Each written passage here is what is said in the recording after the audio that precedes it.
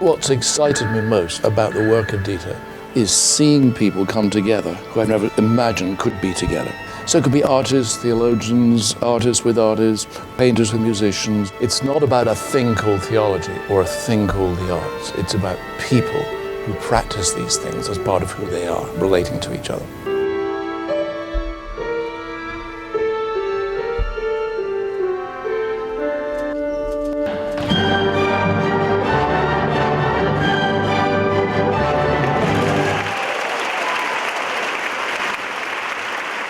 I think one of the most unique powers of the arts, and one of the most important, is that it trains you to notice others.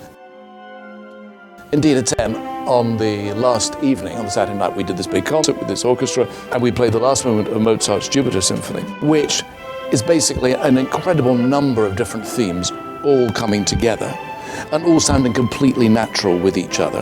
And although it's magnificently ordered and carefully calculated, it sounds completely free. I can no longer think of a new creation now without thinking of Mozart's Jupiter Symphony. That amazing sound of harmony and diversity all together is, I think, a kind of parable of the Christian church, of what we're meant to be, what we were made for, where people from every different nation, background, ethnic group are able to relate to each other, enhance each other, live together at last in a way that is just pure joy. This is the way the arts help us imagine, help us see glimpses of that future in the world as it is.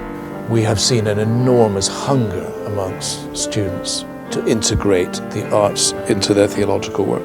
But we're also seeing a great hunger in potential students. It is quite a draw, what we've got going on here. So we have a large certificate program now that has grown far beyond what we could have imagined.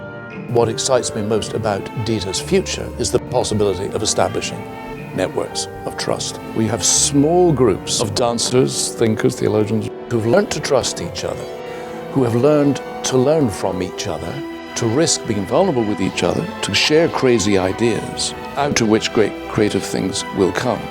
We're set in this extraordinary university with its amazing resources and departments of many different kinds.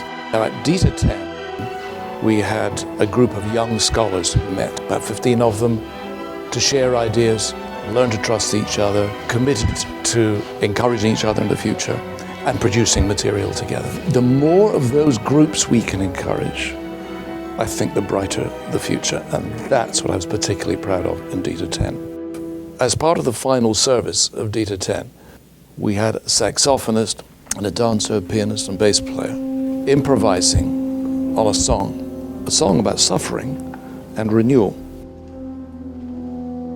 When they first met together, it didn't work well. They had to learn to trust each other, and eventually they did. But that took time. If you spoke to each of them afterward, they would use some such language. I found my own voice eventually, but with others.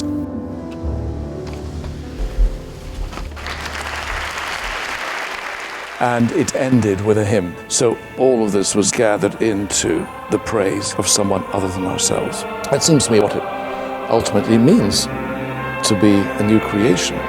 You are remade in a way that's unpredictable, that relates you to others, that frees you in your body, that sure involves struggle and a good deal of cost. That, for me, was a little parable of where I'd like DITA to be going in the future.